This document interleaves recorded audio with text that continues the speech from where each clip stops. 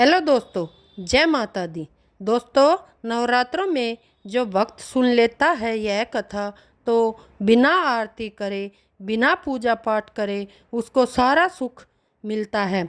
बिना धूप दीप अर्पित करे मात्र यह कथा सुनने के बाद मिल जाता है। बिना भोग के माँ प्रसन्न हो जाती है। बस सुन लेना कथा। इसलिए माँ दुर्गा समस्त वासियों से कहती है कि हे भक्तगणों, जो भी मेरी इस कथा का श्रवण ध्यान से करता है मैं उसको समस्त दुखों का नाश कर दूंगी। जो मेरी इस कथा का प्रचार करेगा उसके कोटि कोटि पापों का नाश हो जाएगा, उसको सुख समृद्धि की प्राप्ति होगी। मित्रों, नवरात्रि में माँ दुर्गा के 9 रूपों की पूजा की जाती है। साथ ही माँ दुर्गा के प्रति निमित्त व्रत भी रखा जाता है तो वह निश्चित ही समस्त पापों से मुक्त हो जाता है। इस बात में किसी प्रकार का कोई संदेह नहीं है।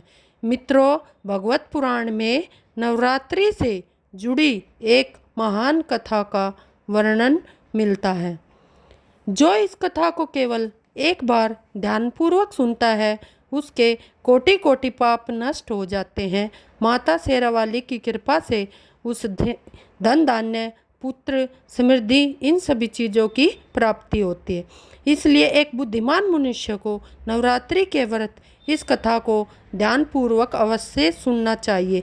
जो भी मनुष्य इस कथा को ध्यान से सुनता है और इस कथा को समस्त लोगों को सुनाता है उसकी कभी उद्योग नहीं होती। चलिए मित्रों, हम आप सभी को सुनाते हैं नवरात्रि के व्रत की एक महान कथा। एक समय की बात है, हिमालय की पहाड़ियों में बर्फ से ढका हुआ कैलाश पर्वत, जहाँ पर भगवान शिव ध्यान मगन होकर बैठे थे, विधि के विधान की सच्चाई की राह पर लाने के लिए। तभी वहाँ पर देवर्षि नारद अपने हाथों में वीणा लेकर कैलाश पर्वत पर उपस्थित होते हैं। देवर्षि नारद जी को देखकर महादेव अत्यंत प्रसन्न होते हैं और प्रसन्न मुद्रा में देवर्षि नारद जी से कहते हैं कि पधारिए देवर्षि नारद जी, आज के इस प्रयोजन से आपका कैलाश पर्वत पर आगमन हुआ है।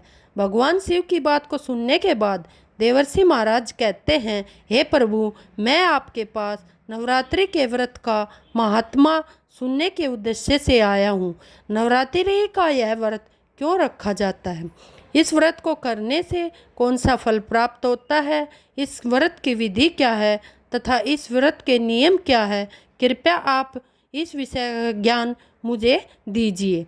देवर्षि नारद जी की बात सुनने के बाद महादेव मंद मुस्कान के साथ कहते हैं, हे देवर्षि, आज आपने सृष्टि के कल्याण के लिए उत्तम ही प्रश्न किया है। आपके माध्यम से आज समस्त संसार को इस व्रत के महत्व के बारे में पता चलेगा। इसलिए आप मेरे द्वारा सुनाए गए महात्म को ध्यान से सुनिए। आज मैं आपको नवरात्रि के व्रत की एक महत्वपूर्ण महात्म सुनाता हूँ तथा इस व्रत को करने की विधि नियम भी मैं आपको बताता हूँ। किंतु इससे पहले आपको नवरात्रि की व्रत की महान कथा सुनना है। जो भी मनुष्य इस कथा का श्रवण करता है, इसलिए आप सभी लोग को इस कथा को ध्यानपूर्वक अंत तक अवश्य सुनिए और इसका प्रचार कीजिए। भगवान शिव की बात को सुनने के बाद अब नारद जी कहते हैं, हे प्रभु, कृपया आप मुझसे वह कथा कहिए, मैं इसे ध्यान से अवश्य सुनूंगा। भगवान शिव देवर्षि नारद को कथा सुनाते हुए कहने लगते हैं, हे देवर्षि नारद, पूर्व काल की बात है, कौशल देश के मध्य में एक बहुत ही दीनहीन और धनहीन एवं विशालकाय कुटुंब वाला हर्षवर्धन नाम का वैश्य रहता था। उस वैश्य की कई संतानें थीं जो कोई काम नहीं करती थी और धन के अभाव से हमेशा दुखी रहा करती थी। उनके पास करने के लिए कोई भी उद्योग नहीं था। रात्रि में जो कुछ भी उसे खाने को मिल जाता था वह वैश्य उसे अपनी संतानों को खिला दिया करता था और जो कुछ भी बच जाता था उसी से अपना पेट भर लेता था। पूरा परिवार दिन भर भूखा रहता था और केवल रात्रि को ही थोड़ा सा अन्न खाया करते थे। इस प्रकार से वह वैश्य स्वयं भूखा रहकर दूसरों का काम करके अपने परिवार का पालन करता था। उसके दिन बड़े ही दुख भरे थे। वह वैश्य स्वभाव से अत्यंत निर्मल और सज्जन था। वह धर्मपरायण, शांत, सदाचारी था, क्रोध न करने वाला था, धनवान और धैर्यवान रहित था। वह प्रतिदिन देवता और अपने पितरों का पूजन किया करता था। वह वैश्य अपने द्वार पर आए हुए अतिथियों की पूजा करता था। वह अतिथियों के लिए भोजन की सामग्री पहले से ही रखता था। जब कोई अतिथि उसके द्वार पर आता था, वह सभी को भोजन कराने के बाद ही भेजता था। जो कुछ भी अतिथियों को भोजन कराने के बाद बच जाता, उसी से वह अपना गुजारा चलाया करता था। उसके अब ऐसे ही दिन गुजर रहे थे। अब कुछ समय बीतने के बाद एक विद्वान ब्राह्मण उस हर्षवर्धन नाम के वेश्य के घर पर आया। हर्षवर्धन ने ब्राह्मण को दान देकर उनका स्वागत किया। उन्हें हाथ जोड़कर प्रणाम करके अत्यंत व्याकुल होकर उस ब्राह्मण से इस प्रकार से कहने लगा, हे ब्राह्मण देवता, यदि आप हमारे अतिथि धर्म से प्रसन्न हो तो क्या हम आपसे कुछ पूछ सकते हैं? तब वह ब्राह्मण कहने लगा, हे महात्मा, आपकी चर्चा तो चारों तरफ है की जाती है। आप एक महान दानी हैं। आप अतिथियों का स्वागत बड़े ही प्रेम से करते हैं। इसी कारण से मैं आपके पास आया हूँ। मैं आपके द्वारा पूछे गए हर प्रश्न का उत्तर दूंगा। कृपया आप संकोच न करें। आपको जो भी शंका है मुझसे पूछ लीजिए। उस ब्राह्मण की बात सुनने के बाद वह वैश्य कहता है, हे ब्राह्मण देवता, कृपया करके आप मुझे बताइए कि मैं इस दरिद्रता का नाश कैसे कर सकता हूँ। इस दरिद्रता के कारण ही मैं अपने परिवार का पालन पोषण नहीं कर पा रहा। हे ब्राह्मण देवता, मैं धन की अभिलाषा नहीं है, किंतु मैं आपसे कुछ ऐसा उपाय पूछ रहा हूँ जिससे मैं अपने परिवार का पालन पोषण करने के लिए समर्थ हो जाऊँ। मेरे पुत्र पुत्रियां भूख से पीड़ित होकर भोजन के लिए न रहें और मेरे घर में इतना अनाज हो कि मैं उनका पेट भर सकूं। आज मैंने अपने रोते हुए बालकों को घर से निकाल दिया और वे कहीं चले गए हैं, इसलिए मेरा हृदय शोक की अग्नि में जल रहा है। धन के अभाव में मैं क्या करूं? मेरी पुत्री भी विवाह के योग्य हो गई है, किंतु उसका विवाह करने के लिए मेरे पास कुछ भी नहीं है। कन्यादान का समय बीत रहा है, इसी कारण से मैं चिंतित हूँ। आप तो विद्वान हैं, आप अवश्य ही मुझे कोई ऐसा तप मंत्र, व्रत तथा उपाय बताए जिससे मैं अपने परिवार का पालन पोषण कर सकूं। हे ब्राह्मण देवता, क्या ऐसा हो सकता है? कृपया आप अपने ज्ञान के बल से विचार करके मुझे कोई उपाय बताइए। इस प्रकार से वह वैश्य के द्वारा याचना करने पर उस ब्राह्मण ने बड़ी ही प्रसन्नतापूर्वक उस वैश्य से कहा, हे पुत्र, मैं तुम्हारे दुख का कारण समझ चुका हूँ। तुम चिंता मत करो, मैं तुम्हें अवश्य ही उपाय बताता हूँ। तुम अब नवरात्र के व्रत का अनुष्ठान करो। तुम रोज माँ भगवती की पूजा करो, हवन करो, तो देवी के मंत्रों का उच्चारण करो। इससे तुम्हारे सभी कार्य सिद्ध हो जाएंगे, तुम्हारी दरिद्रता नष्ट हो जाएगी। हे पुत्र, नवरात्रि नामक इस पवित्र तथा सुखदायक व्रत से बढ़कर इस पृथ्वी पर कोई व्रत नहीं है। यह व्रत सदा ज्ञान और मोक्ष देने वाला है।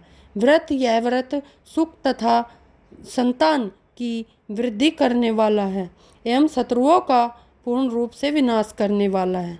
वनवास गमन के दौरान देवी सीता के वियोग में अत्यंत दुखी होकर मर्यादा पुरुषोत्तम श्री रामचंद्र जी ने भी किष्किंधा पर्वत पर इस व्रत को किया था। इसी व्रत के प्रभाव से उन्होंने महासागर पर सेतु की रचना करके रावण और उसके पुत्रों का संहार किया था और सीता को प्राप्त किया था। अब महादेव कहते हैं, हे देवर्षि, इस प्रकार से ब्राह्मण ने नवरात्रि के व्रत का महत्व उस वैश्य को सुना दिया, जिसे सुनकर वह वैश्य बहुत प्रसन्न हुआ और उसने ब्राह्मण को अपना गुरु मान लिया और उसने देवी आदिशक्ति की मंत्र दीक्षा ली। तत्पश्चात उस वैश्य ने अत्यंत भक्तिपूर्वक नवरात्रि में उस मंत्र का जाप किया और अनेक विधि तथा उपायों से माँ भगवती का पूजन किया। इस प्रकार से उस वैश्य ने 9 वर्षों तक नवरात्रि के व्रत का अनुष्ठान किया। 9वें वर्ष के अंत में अष्टमी तिथि को अर्धरात्रि आने पर साक्षात महेश्वरी ने उस वैश्य को दर्शन दिए और कहा, हे पुत्र, मैं तुम्हारी भक्ति और पूजा से अत्यंत प्रसन्न हूँ। तुम्हें जिस भी वर की कामना है निसंकोच होकर तुम मुझसे मांग लो। तुम्हें जो चाहिए वह तुम्हें प्रदान करूंगी। साक्षात माँ दुर्गा को अपने सामने खड़ा हुआ देखकर उस वैश्य का अंग कांपने लगा। उसकी आंखों से आंसू छलकने लगे। माँ दुर्गा के उस अद्भुत दिव्य स्वरूप को देखकर वह वैश्य हर्ष से उत्साहित होने लगा। फिर उस वैश्य ने माता को प्रणाम किया और उनसे कहने लगा, मैं आपको दर्शन पाकर धन्य हो गया हूँ। माता, आपका दर्शन अत्यंत दुर्लभ है। आप तो सचमुच त्रिलोक सुंदरी हो, समस्त संसार की जननी हो। मुझ जैसे साधारण भक्त को आपने दर्शन देकर बहुत उपकार किया है। हे माँ, अब मेरे मन में कोई कामना ही नहीं है। आपके दर्शन से ही मेरे सारे दुख मिट गए।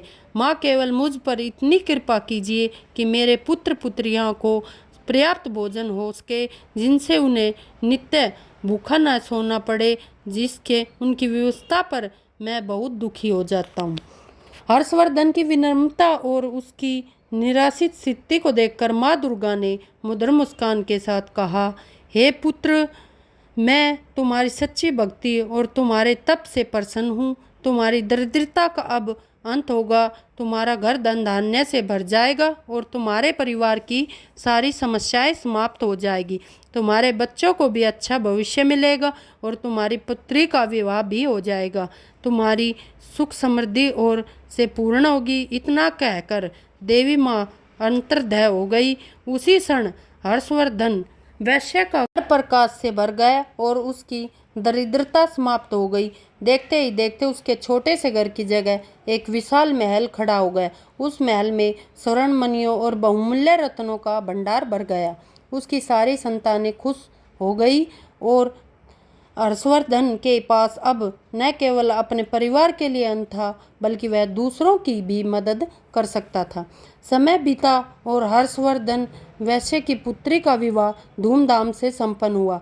हर्षवर्धन वैश्य ने अपनी भक्ति और श्रद्धा को कभी नहीं छोड़ा और माँ दुर्गा का इस सभी चीज़ों के लिए आभार व्यक्त करता था। उसका जीवन अब आनंद और समृद्धि से भरपूर हो गया था। उसके परिवार में भी माँ दुर्गा के प्रति भक्ति और समर्पण को अपनाया। वे सभी माँ के आशीर्वाद से सुखी जीवन व्यतीत करने लगे। देवर्षि नारद इस प्रकार से मैंने नवरात्रि के व्रत की कथा सुनाई। इस कथा को सुनने से ही मात्र नवरात्रि का व्रत सफल हो जाता है। पूरे नवरात्रि भर उपवास करने में असमर्थ लोगों के लिए 3 दिन का उपवास भी यह थोक फल प्रदान करने वाला बताया गया है। भक्ति भाव से केवल सप्तमी, अष्टमी और नवमी इन 3 रात्रि में देवी की पूजा करने से सभी फल मिल जाते हैं। पूजन, हवन, कुमारी पूजन तथा ब्राह्मण भोजन इसको संपन्न करने से नवरात्रि व्रत पूरा हो जाता है। इस पृथ्वी लोक में जितने भी प्रकार के व्रत एवं दान हैं, वे इस नवरात्रि व्रत के तुल्य नहीं हैं, क्योंकि यह व्रत सदा धन धान्य प्रदान करने वाला, सुख तथा संतान की वृद्धि करने वाला, आयु तथा आरोग्य प्रदान करने वाला तथा स्वर्ग तथा मोक्ष देने वाला है, विद्या देने वाला है, पुत्र देने वाला है। इसमें से मनुष्य किसी भी कामना करता हो, उसे सौभाग्य तथा दया कल्याणकारी व्रत विधि पूर्वक अनुष्ठान करना चाहिए। इस व्रत का अनुष्ठान करने से विद्या मिलती है।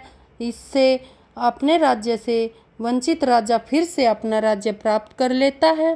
पूर्व जन्म में जिन लोगों द्वारा यह उत्तम व्रत नहीं किया गया, वे इस जन्म में रोगग्रस्त, दरिद्र तथा संतान रहित होते हैं। जो स्त्री अथवा धनहीन है, उसके विषय में यह अनुमान कर लेना चाहिए कि उसने अवश्य ही पूर्व जन्म में यह व्रत नहीं किया था। यह व्रत करने से बहुत सिद्धियाँ प्राप्त होती हैं। दोस्तों, अब जानते हैं कि नवरात्रि में मिलने वाले संकेतों के बारे में। अगर आपको भी ऐसे संकेत मिलते हैं तो माँ दुर्गा आप पर प्रसन्न है। दोस्तों, नवरात्रि में माँ की पूजा करते समय अगर आपको ऐसा प्रतीत हो रहा है कि माँ की मूर्ति आपको देखकर मुस्कुरा रही है, अर्थात माँ दुर्गा के होंठ हिल रहे हैं, आपको अचानक ही ऐसा महसूस हो कि माँ दुर्गा आपकी तरफ देख रही है, तो यह बहुत ही बड़ा संकेत है।